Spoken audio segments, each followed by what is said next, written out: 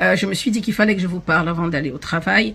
Je me suis promise de ne plus me taire lorsque mon pays reçoit ou perçoit ou je perçois des injustices.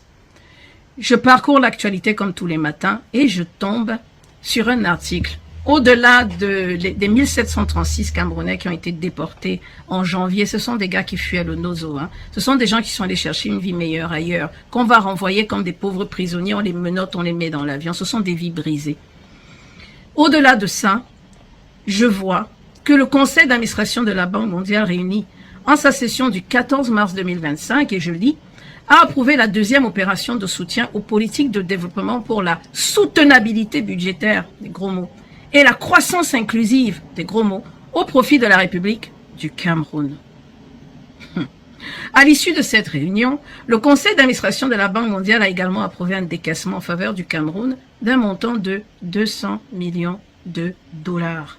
Mes frères, c'est 120 millions de francs CFA qu'on vient de donner au gouvernement camerounais. Et ils disent, portant ainsi à 300 millions de dollars, soit environ 180 milliards de francs CFA, l'ensemble des appuis budgétaires reçus de ce partenaire. Ils se sont classés partenaires depuis la conclusion du programme de 2022. Corinne. Cela était possible grâce à la mise en œuvre par le gouvernement, sous la très haute impulsion du président de la République, son Excellence Paul Biya, des réformes visant notamment à accélérer le processus de décentralisation, bla bla bla bla bla bla bla bla bla, et pour améliorer durablement l'état du réseau routier. Comment ne pas s'énerver?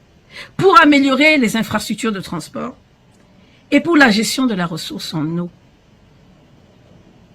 Pour une militante panafricaniste que je suis, c'est une gifle. Comme d'habitude, je vais vous expliquer.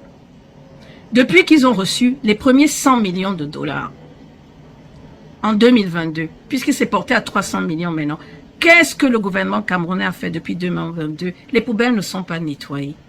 Moi, je rends responsable la Banque mondiale de continuer de nous assujettir, de continuer.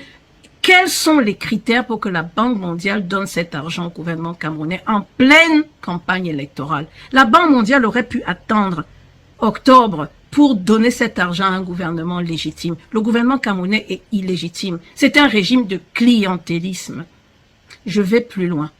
Pour que la Banque mondiale donne cet argent au gouvernement camerounais, elle doit faire attention à ce qu'on appelle la bonne gouvernance. Le Cameroun est classé 142e sur 180 en termes de mauvaise gouvernance par Transparency International en 2023. Les Américains le savent. La Banque mondiale le sait. Mais ils nous donnent 200 millions. 200 millions, ils viennent de donner au président Paul Biya et à son ministre des Finances, M. Motazé, en pleine campagne. Vous savez ce qu'ils nous ont fait?